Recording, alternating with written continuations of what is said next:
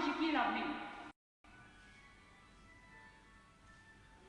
মহাকুম্ভ আমি নাইবা বললাম, ওটা এখন মৃত্যু কুম্ভ হয়ে গেছে,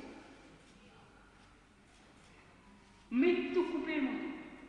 আমি মহাকুম্ভকে সম্মান করি, আমি শ্রদ্ধা জানাই, পবিত্র গঙ্গা মাকে আমি সম্মান করি, কিন্তু প্ল্যানিং না করে এত হাইট তুলে এত লোকের মৃত্যু বললেন 30 জন, কথাটা কি সঠিক? কত ডেড বডি ভাসিয়ে দিয়েছেন নদীতে? কত হাজার হাজার, 8বার আগুন লেগেছে। বড় লোক আর ভিআইপিদের জন্য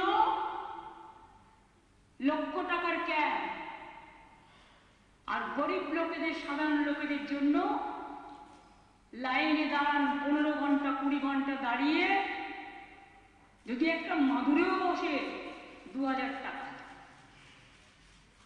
এক কাপ লাল চাও 500 থেকে 2000 টাকা।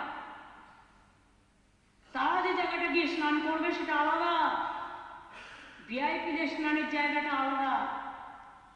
আর সেই জলটা আপনারা দূষিত করেছেন, বিষাক্ত করেছেন মহাকুম্ভের পবিত্র জায়গাটা।